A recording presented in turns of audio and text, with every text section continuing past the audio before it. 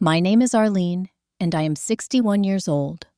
For 40 years, I have lived in the same house, a house my late husband built with his own hands. When my son Derek told me he was getting married, I thought it was the greatest blessing of my life. I imagined grandchildren running through these halls, family dinners, and years of joy ahead. Then just 2 weeks after the wedding, my new daughter-in-law showed up at my door with a notary and a stack of documents. Before I continue, let me know where you are watching from today. Hit that like button and subscribe to this channel. Have you ever had someone try to take away the most precious thing you own? Stay with me, because what happened next will shock you. My home sits on a quiet street in the suburbs of Philadelphia, Pennsylvania. It is a colonial-style house with 2 stories, a wraparound porch, and a backyard that stretches toward an old oak tree my husband planted the year we moved in. Every inch of this property holds a memory. Every wall has witnessed a moment of our family history. My husband Ronald was an electrician by trade, but he had the hands of a craftsman. When we bought this house 40 years ago, it was barely standing. The roof leaked, the floors creaked, and the plumbing was a disaster. But Ronald saw potential where others saw ruin. He spent 15 years transforming this place into a home. He replaced every pipe, rewired every outlet, and refinished every hardwood floor himself. He built the deck in the backyard, where we hosted summer barbecues. He installed the bay window in the living room, so I could watch the snow fall in winter. We paid off the mortgage 10 years ago, and by now, the house is worth around $500,000. Real estate agents have knocked on my door and countless times, offering to list it for even more, but I have never considered selling. This house is not just property to me. It is the last place where I can still feel Ronald's presence. He passed away 8 years ago from a sudden heart attack. One morning, he was drinking coffee at the kitchen table, and by evening, he was gone. The doctors said there was nothing anyone could have done. His heart simply stopped. I remember standing in the hospital hallway, unable to breathe, unable to think. The only thing that kept me going was knowing I had to be strong for Derek. After the funeral, friends and family urged me to sell the house and move somewhere smaller. They said it would be too painful, to stay too lonely, to live in such a big space alone. But they did not understand. Leaving this house would mean leaving Ronald behind. Every room still smells like him. His tools are still in the garage. His favorite chair still sits by the fireplace. When I sit there in the evenings, I can almost hear his voice telling me about his day. Derek is my only child. From the moment he was born, he was my whole world. He was a quiet baby, rarely crying, always observing everything with those big brown eyes. As he grew older, his shyness became more apparent. He struggled to make friends at school and was often the target of bullies who mistook his gentleness for weakness. I will admit that I protected him too much. Whenever he faced a problem, I stepped in to solve it. Whenever someone hurt him, I was there to fight his battles. Ronald used to worry about this. He would say that I needed to let Derek learn to stand on his own, that coddling him would only make things harder later. But I could not help myself. He was my baby, and I could not bear to see him suffer. After Ronald died, Derek became my anchor. He was 27, then already working at an insurance company in the city. He had his own apartment about 20 minutes away, but he made sure to visit me every single week without fail. He would come over on Sundays, help me with yard work, fix things around the house, and stay for dinner. Those Sunday visits became the highlight of my week. As the years passed, I began to worry about Derek's future. At 35, he had never been in a serious relationship. He went on dates occasionally, but nothing ever lasted. I used to joke with him, telling him that I just wanted to see him happy before I got too old to enjoy it. He would laugh and say he was waiting for the right person. I never pushed too hard because I believed him. Then, last fall, everything changed. Derek called me one evening with excitement in his voice that I had not heard in years. He told me he had met someone special. Her name was Crystal, and they had been seeing each other for about a month. He sounded like a teenager, with his first crush, nervous and giddy all at once. I was overjoyed. Finally, my son had found someone. I could not wait to meet her. Crystal worked at a spa where Derek had gone for massage therapy after hurting his back at work. She was 32 years old, with long dark hair and striking green eyes. The first time I met her, she came to my house with Derek for Sunday dinner.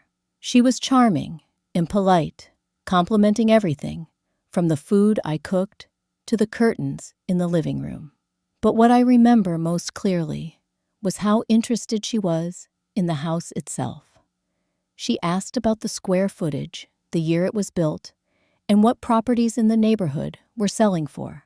At the time, I thought she was simply curious about real estate, maybe thinking about buying a place of her own someday. I brushed it off as harmless conversation. Crystal told me she had been married once before a brief union that ended in divorce. She said she had no children and no close family. Her parents had passed away years ago, and she was essentially alone in the world. My heart went out to her. I thought how lucky Derek was to have found someone who would appreciate being part of a family again. That night, after Crystal left, I sat in the living room, looking at the wedding photo of Ronald and me on the mantel. I whispered to him, telling him that our son had finally found someone. I wished he could have been there to see it. If only he could have answered me. Maybe he would have told me what I was too blinded by hope to see. The proposal came only 4 months after they started dating. Derek called me on a Tuesday night, his voice trembling with excitement, to tell me that Crystal had said yes. I was stunned by how fast everything was moving. 4 months seemed like such a short time to know someone well enough to marry them. When Derek brought Crystal over to show me the engagement ring, I tried to express my concerns gently. I suggested that maybe they should have a longer engagement, take some time to really get to know each other before making such a big commitment. Crystal smiled sweetly and said they did not need a big fancy wedding. She wanted something simple and intimate. She said waiting would be pointless when they both knew what they wanted. Derek agreed with everything she said without hesitation. He looked at her like she held all the answers to every question he had ever asked. I recognized that look. It was the look of a man completely under someone's spell. My concerns deepened, but I did not want to ruin his happiness, so I kept my doubts to myself. The wedding was planned for just 2 months later. Crystal insisted on having the ceremony at my house instead of a church or a restaurant. She said it would be more meaningful to exchange vows in a place that had so much family history. She talked about how romantic it would be to get married under the oak tree in the backyard, the same tree Ronald had planted. At first, I was touched by the idea. But as the weeks went on, I noticed things that made me uncomfortable. Crystal kept asking questions about the house that had nothing to do with the wedding. She wanted to know who held the deed, whether there was a mortgage, if I had written a will. Each question felt like a tiny needle poking at my peace of mind. I mentioned my concerns to my older sister Margaret during one of our phone calls. Margaret had been a lawyer for 30 years before she retired, and she had always been the practical one in our family. She listened carefully as I described Crystal's behavior, then told me bluntly that I needed to investigate this woman before it was too late. She said the questions Crystal was asking were not normal for someone who just wanted to be part of the family. But I could not bring myself to do it. Derek was so happy, happier than I had seen him in years. I could not bear to be the one to shatter that happiness. I convinced myself that I was being paranoid, that Crystal was just a practical person who liked to plan ahead. Margaret warned me that I might regret my decision, but I did not listen. The wedding day arrived on a crisp Saturday in late autumn. We had about 30 guests gathered in my backyard, mostly friends and neighbors, who had known Derek since he was a child. The oak tree was decorated with white ribbons and fairy lights. Crystal wore a beautiful white dress that made her look like she had stepped out of a magazine. But something was off. During the ceremony, I watched Crystal carefully. When she was supposed to be gazing lovingly at Derek, her eyes kept drifting toward the house. She looked at the windows, the roof, the back porch, as if she was appraising every detail. When she caught me watching her, she quickly smiled and turned her attention back to Derek. But I had seen it, that calculating look in her eyes. After the vows were exchanged and everyone was mingling, I overheard Crystal talking to one of the guests. She was gesturing toward the house, saying how wonderful it would be to live here someday. She hoped she would get to call this place home very soon. When she noticed me standing nearby, she laughed and said she was just joking around. My neighbor Donna pulled me aside later that evening. Donna and I had been friends for over 20 years. She was not one to gossip or make accusations lightly. She looked me straight in the eye and said she did not trust the bride. She said there was something cold behind Crystal's smile, something that did not match the warmth she was pretending to show. I told Donna she was overthinking things. I said Crystal was just nervous and excited about the wedding. But deep down, I knew Donna had seen exactly what I had seen. I just was not ready to admit it. That night, after all the guests had gone home and the cleanup was done, I stood alone in the backyard. The lights in Derek's old bedroom were still on. I could hear Crystal laughing about something. I looked up at the window and saw her standing there, staring down at the garden below. Her expression was not that of a happy bride. It was the expression of someone calculating the value of what they saw. A chill ran down my spine that had nothing to do with the autumn air. 2 weeks passed after the wedding. I tried to settle into the idea of having Amelia daughter-in-law. Crystal and Derek had moved into an apartment on the other side of town, and I expected life to return to its normal rhythm. Derek still called me regularly, though not as often as before. Crystal always seemed to be with him during our conversations, her voice chiming in from the background. Then came the morning that changed everything. It was a Tuesday, around 10 in the morning. I was in the kitchen making myself some tea when the doorbell rang. I was not expecting anyone, so I wiped my hands on a towel and went to answer it. Crystal stood on my porch, dressed in a sleek black coat and high heels. She smiled that perfect smile of hers and asked if she could come in. Behind her stood a man I had never seen before, a middle-aged gentleman in a gray suit carrying a leather briefcase. Crystal introduced him as Warren, a notary public. My stomach tightened immediately. I asked Crystal what was going on, why she had brought a notary to my house. She brushed past me into the foyer, telling me we needed to have an important conversation. Warren followed silently, his face expressionless. I led them into the living room, my hands trembling slightly as I offered them seats. Crystal sat on the sofa like she owned the place, crossing her legs and smoothing her skirt. Warren sat beside her, opening his briefcase and pulling out a stack of official-looking documents. Crystal began speaking in a casual tone, as if she was discussing the weather.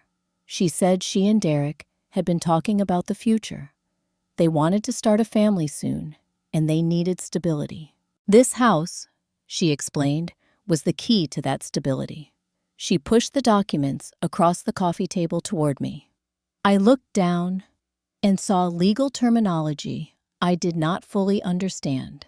Transfer of deed, quitclaim agreement, beneficiary designation. Crystal explained that the paperwork would transfer ownership of my house to Derek and herself. She said it made perfect sense, because Derek was my only child and would inherit the property eventually anyway. Why not do it now and avoid all the complications of probate later? She assured me that I would still be able to live here. Nothing would change in my daily life. It was just a matter of getting the paperwork in order. I stared at her, unable to process what I was hearing. This woman had been married to my son for 2 weeks, and she was already trying to take my house. I asked her if Derek knew about this. Crystal nodded confidently. She said Derek completely agreed with the plan, but felt too awkward to bring it up himself. He knew how attached I was to the house and worried I might take it the wrong way, so Crystal had volunteered to handle the conversation. She made it sound like she was doing me a favor. Warren sat there with his notary stamp and seal at the ready, waiting for me to sign. The whole scene felt rehearsed, like they had practiced exactly what to say and how to say it. I told Crystal I needed time to think. I was not going to sign anything today. Her demeanor shifted instantly. The warmth drained from her face, replaced by something cold and hard. She leaned forward and said I should trust my own son. Did I not want what was best for Derek? Did I not want him to feel secure about his future? She made it sound like refusing to sign was a betrayal of my own child. Then she said something that made my blood run cold. She reminded me that I was getting older, living alone in a big house. What if something happened to me? What if I fell down the stairs or had a medical emergency? Wouldn't it be better to have everything settled now, so Derek would not have to deal with lawyers and courts? During a difficult time, I recognized the threat hidden behind her words of concern. She was suggesting that my age and solitude made me vulnerable, that anything could happen to an old woman living alone. I stood up and told them both to leave. My voice was shaking, but I forced myself to sound firm. I said I would not sign any documents and that I needed them to go immediately. Crystal rose slowly, her eyes boring into mine with undisguised contempt. She said I would regret this decision. She said this was not over. Warren gathered the papers without a word, tucking them back into his briefcase.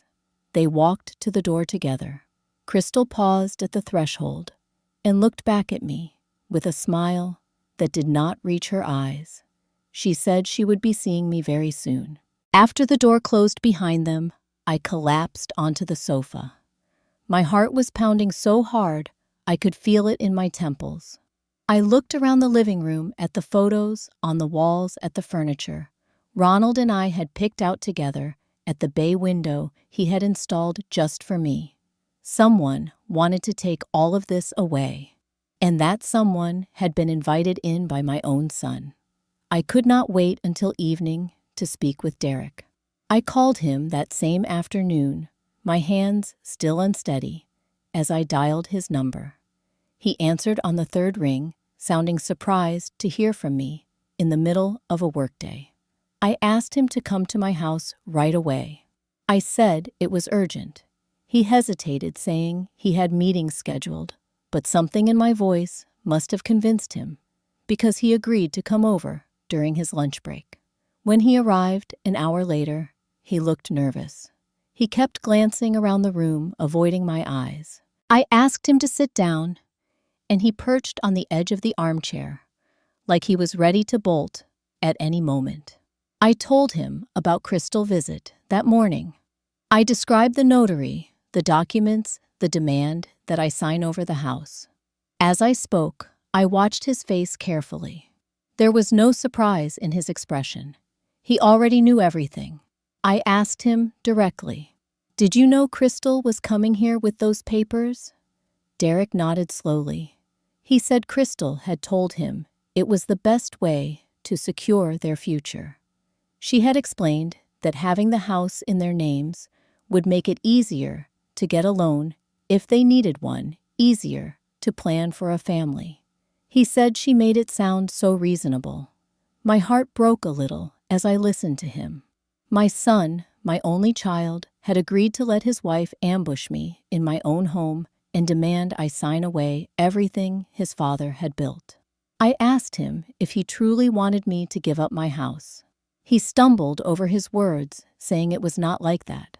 Crystal had promised I could still live here. Nothing would really change except the names on the paperwork. He said he did not think I would mind because I trusted him. Then he told me something that cut deeper than anything else. He said Crystal had warned him that I might refuse, and if I did, she said it would prove that I cared more about property than about my own son's happiness. Crystal had even suggested that if I remained stubborn, she might have to reconsider the marriage. I sat there in stunned silence. Crystal had threatened to divorce Derek if I did not hand over my home, and Derek, instead of defending his mother, had come to convince me to comply. I asked him one question. Did he really believe that a wife who would leave him over a house was someone worth keeping? He did not answer. He just stared at the floor, his shoulders slumped in defeat. I realized then that Crystal had completely overtaken his mind. She had twisted his perception of reality until he could not see the manipulation right in front of his face. After Derek left, I sat alone for a long time. The house was silent, except for the ticking of the grandfather clock in the hallway, another piece Ronald had restored himself. I thought about everything that had happened, everything that was at stake. Then I called my sister Margaret. Margaret listened as I poured out the whole story. When I finished, she was quiet for a moment. Then she said she was going to do some digging. She had contacts from her years as a lawyer, people who could find information that was not easy to access. She told me not to do anything until she called me back. 2 days later, Margaret called with information that shattered whatever hope I had left. Crystal had been married not once, as she claimed, but 3 times before Derek. Each marriage had followed a similar pattern. She targeted men who were either wealthy or had wealthy families. She presented herself as the perfect partner, attentive and loving.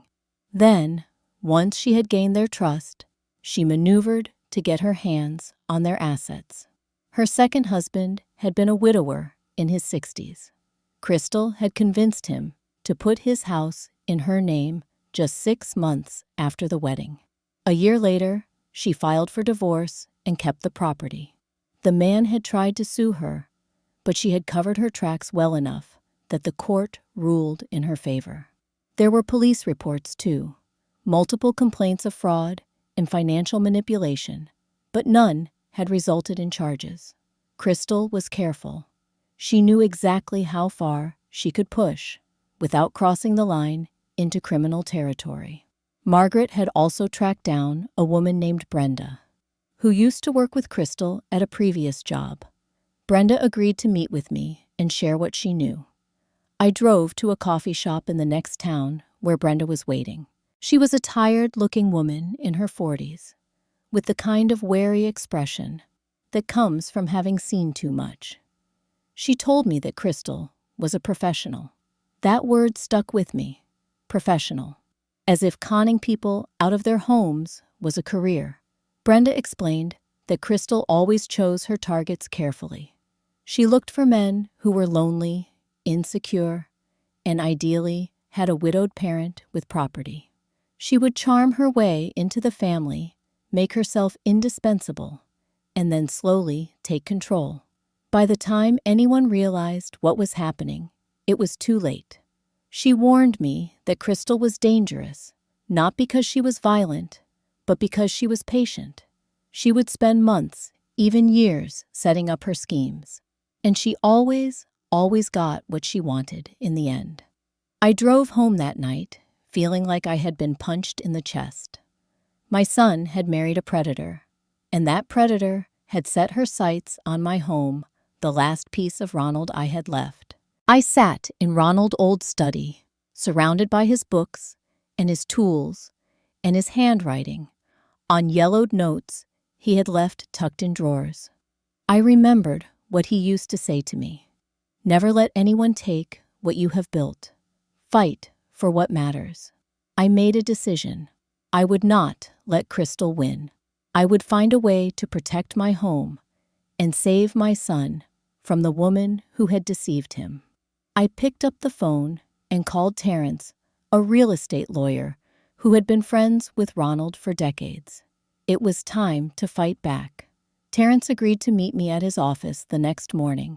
He was a tall man in his late 60s, with silver hair and sharp eyes that had seen every kind of property dispute imaginable. He and Ronald had met on a job site 30 years ago and remained friends until the end. When Ronald passed, Terrence had offered to help me with any legal matters related to the estate. I had declined at the time, thinking everything was straightforward. Now, I regretted not taking him up on his offer sooner.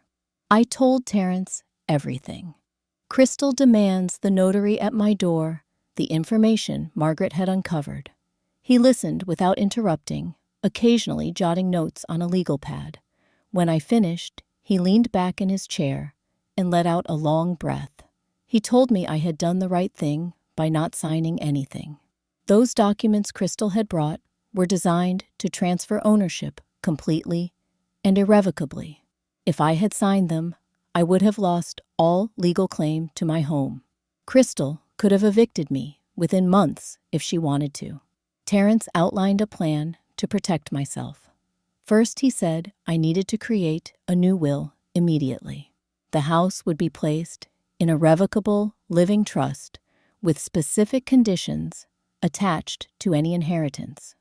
Derek would only receive the property if he was not married to Crystal at the time of my death. It sounded harsh, but Terrence explained that it was the only way to ensure Crystal could not benefit from the estate. Second, he advised me to document everything. Every conversation with Crystal should be recorded if possible. Every demand, every threat, every suspicious behavior should be written down with dates and details. If Crystal ever tried to take legal action, I would need evidence of her pattern of manipulation. Third, Terrence suggested I file a report with the local police. Even if they could not press charges based on what Crystal had done so far, having an official record of her behavior could be invaluable later. I left his office feeling like I had a shield for the first time since this nightmare began. But I knew the shield would only help if I was willing to use it. Over the next few days, I put the plan into motion. I signed the new trust documents, making sure every clause was exactly as Terrence had specified. I bought a small recording device that I could keep in my pocket during conversations, and I prepared myself mentally for what I knew was coming. Then I called Crystal. I kept my voice calm and pleasant. I told her I had been thinking about our conversation and wanted to discuss things further. I suggested she come to my house so we could talk face to face. Crystal sounded surprised, but pleased. She probably thought I had given in. She arrived the next afternoon, this time without the notary. She walked into my living room with the confident stride of someone who believed she had already won. I offered her tea and made small talk for a few minutes, all while the recording device in my cardigan pocket captured every word.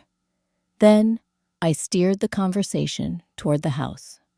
I asked Crystal to explain again why it was so important to transfer the deed now. She repeated her earlier arguments about security and planning for the future. Then I asked her what would happen to me after the transfer. Where would I live?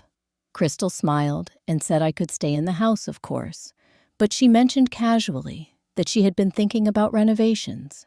The upstairs could be converted into a separate unit for her and Derek. I could have the downstairs. It would be like having my own little apartment. She made it sound like she was being generous. I pushed further, asking about her previous marriages. Crystal tensed slightly, but recovered quickly. She said her past relationships were not relevant. She had made mistakes when she was younger, but she was different now. I told her I knew about her second husband, the widower she had taken the house from. Her face went pale for just a moment before she forced a laugh. She said that was a complicated situation, that the man had agreed to everything willingly. It was not her fault, he regretted it later. Then perhaps, because she thought she was in control, Crystal became careless. She started talking about how easy it had been to manage Derek. She said men like him were the simplest to handle. They just wanted to feel loved and needed. Give them enough affection, and they would do anything. She even mentioned her mother-in-law from her second marriage. She said the old woman had been stubborn too at first, but eventually, Crystal had worn her down. It was just a matter of patience and persistence. I kept my expression neutral, nodding along, as if I was considering her words. Inside, I was burning with anger, but I did not let it show. I needed her to keep talking. By the time Crystal left that afternoon, I had more than enough on the recording. She had admitted to manipulating Derek. She had referenced her previous schemes. She had outlined her plans for my house. It was all there captured in her own voice. I called Terrence immediately and played the recording for him over the phone. He said it was exactly what we needed. Crystal had essentially confessed to a pattern of predatory behavior. Combined with the documentation Margaret had gathered, we had a strong case to present to the police and, if necessary, to the courts. I sat in my kitchen that night, looking at the recording device on the table. Such a small thing, but it held the key to protecting everything I loved. Crystal thought she was dealing with a frightened old woman who would eventually crumble under pressure. She had no idea who she was really dealing with. I knew the time had come to bring everything into the open. Confronting Crystal alone had given me the evidence I needed, but Derek still had no idea who he had married. He needed to see the truth for himself, even if it destroyed him. I called Derek and asked him to bring Crystal to my house for dinner. I said I wanted to discuss the future and clear the air between us. Derek sounded relieved, probably hoping that I had finally agreed to sign the papers. He said they would come the following Saturday. Crystal arrived wearing a triumphant expression. She greeted me with exaggerated warmth, kissing my cheek and complimenting my cooking before we even sat down. Derek hovered behind her, looking uncomfortable but hopeful. He wanted so badly for his mother and his wife to get along. We made it through dinner with superficial conversation. I asked about their jobs, their apartment, their plans for the holidays. Crystal answered for both of them, steering every topic with practiced ease. Derek barely said a word. After we finished eating, I suggested we move to the living room for coffee. This was the moment I had been preparing for. Once we were seated, I told them I had something important to share. Crystal leaned forward expectantly, probably thinking I was about to announce my surrender. Derek looked nervous, sensing that something was different about my tone. I reached into the drawer of the side table and pulled out a folder. Inside were copies of everything Margaret had found: the marriage records, the court documents, the police reports. I placed the folder on the coffee table in front of them. I said that before we discussed anything about the house, there were some things Derek needed to know about his wife. Crystal's face changed instantly. The confident smile vanished, replaced by a look of alarm. She asked what I was doing, her voice sharp. I opened the folder and began laying out the documents one by one. I explained each piece of evidence calmly and clearly. 3 previous marriages, not one. A pattern of targeting vulnerable men. A history of manipulating property transfers. Complaints filed, but never prosecuted, because Crystal was too clever to leave obvious traces. Derek stared at the papers, his face growing paler with each revelation.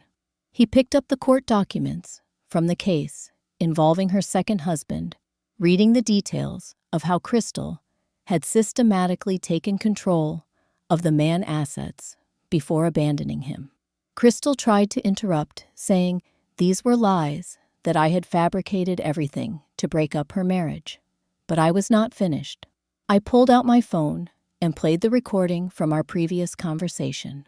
Crystal's voice filled the room, talking about how easy Derek was to manage, how she had worn down her previous mother-in-law, how patience and persistence always won in the end. Derek listened with his head bowed.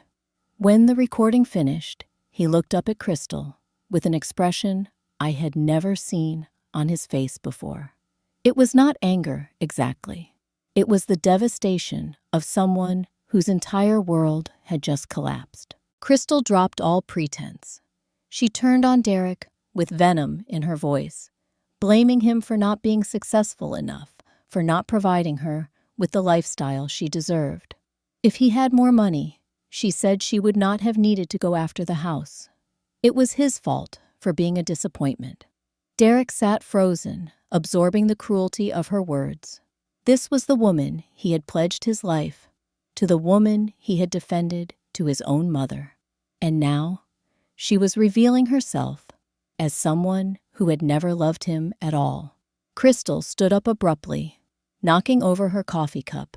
She screamed obscenities at both of us, calling me names I will not repeat. She grabbed her purse and stormed toward the door, shouting that we would both pay for this humiliation.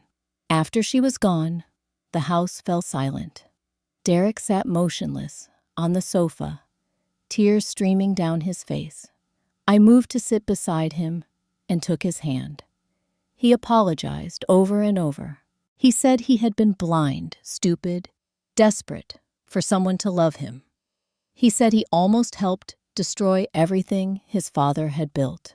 His voice broke as he asked how he could ever make things right. I told him there was nothing to forgive. I said he had been deceived by a professional manipulator, someone who had spent years perfecting her craft. What mattered now was moving forward. In the days that followed, Crystal continued to send threatening messages and make harassing phone calls. I reported each incident to the police, building a record of her behavior. Eventually, the police contacted Crystal, directly warning her that she could face charges if she continued. The harassment stopped after that. Derek filed for divorce. Since Crystal had no interest in fighting for a marriage that no longer served her purposes, the process was relatively quick. She disappeared from our lives as suddenly as she had entered them, probably already searching for her next target. One evening, about a month after the divorce was finalized, Derek came to my house for dinner. It was just the two of us, like old times. We sat at the kitchen table, eating pot roast, the same recipe I had made for him since he was a boy. He said he was sorry again. But this time, instead of dwelling on guilt, he talked about what he had learned. He told me he had started seeing a therapist to understand why he had been so susceptible to Crystal manipulation. He was working on building self-confidence, on recognizing red flags, on becoming the kind of person his father would have been proud of. I reached across the table and squeezed his hand. I told him, I had never stopped being proud of him. I said he had gotten lost for a while, but he had found his way back. That was what mattered. We sat together as the evening light faded outside the kitchen window. For the first time in months, I felt something close to peace. The months that followed were a time of healing for both Derek and me. He threw himself into self-improvement with a determination I had never seen in him before. He attended therapy sessions every week, joined a support group for people recovering from toxic relationships, and started volunteering at a local community center on weekends. Slowly, the defeated man who had sat crying on my sofa transformed into someone stronger and more self-aware. I focused on rebuilding my own life as well. For years, I had poured all my energy into worrying about Derek. Now, I realized that I had neglected my own needs and friendships. I joined a women group at our church, where I met others who had faced their own trials and emerged wiser. I started attending pottery classes at the community center, something I had always wanted to try but never made time for. The simple act of shaping clay with my hands brought me an unexpected sense of calm. My relationship with Margaret grew closer than it had been in decades. We started having weekly phone calls that lasted for hours, reminiscing about our childhood and sharing our thoughts about life. She came to visit me for Thanksgiving, the first time we had spent that holiday together in over 15 years. The house that Crystal had tried to steal became a source of strength instead of anxiety. I walked through its rooms with new appreciation, touching the walls that Ronald had built, sitting in the spaces where we had raised our son. This home had withstood a threat and remained standing. So had I. About a year after Crystal disappeared, Derek asked if he could bring someone to Sunday dinner. He sounded nervous, like he was afraid of my reaction. I told him I would be happy to meet anyone he cared about. The woman he brought was named Patricia.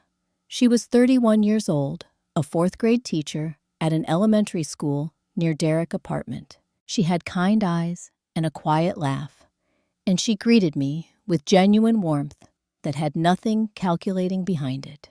I watched Patricia carefully throughout the meal. Old habits die hard, and I could not help looking for warning signs. But I found none. Patricia did not ask about the house or the neighborhood property values. She asked about my late husband, about the photos on the walls, about Derek's childhood stories. She seemed genuinely interested in our family, not our assets. After dinner, Patricia offered to help me with the dishes. We stood side by side at the sink, and she told me how much she admired what Derek had told her about me. She said it took courage to fight for your home and your family the way I had. She hoped to have that kind of strength someday. I looked at this young woman with her honest face and her soap-covered hands, and I felt something I had not expected to feel again. Hope. Real hope, not the desperate wishful thinking I had clung to when Derek first introduced Crystal.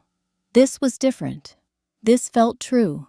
When they left that evening, Derek hugged me at the door for a long time.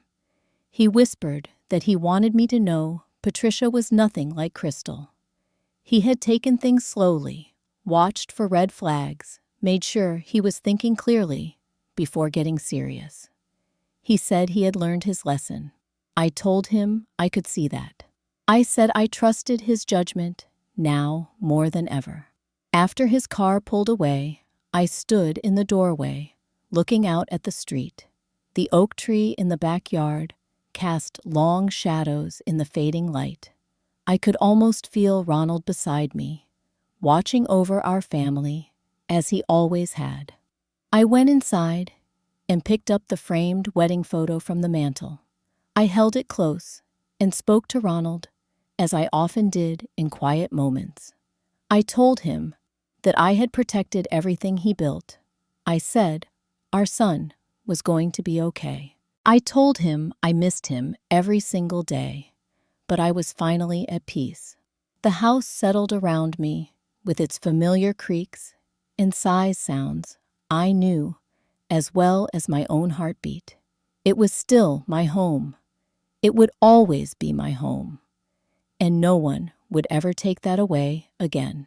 If you are watching this and facing someone who wants to take what belongs to you, I want you to know that you are stronger than you think. Age does not make you weak. Trusting someone does not make you foolish. And fighting back does not make you cruel. Sometimes, protecting yourself is the most loving thing you can do for yourself and for the people who truly care about you. The predators of this world count on our silence and our shame. They expect us to give in because confrontation is uncomfortable. But your home, your memories, your legacy, these things are worth fighting for. You do not owe anyone your life work just because they demand it. Have you ever had someone try to take something precious from you? Have you faced manipulation from someone you trusted? I would love to hear your story in the comments below. We can support each other and learn from each other's experiences.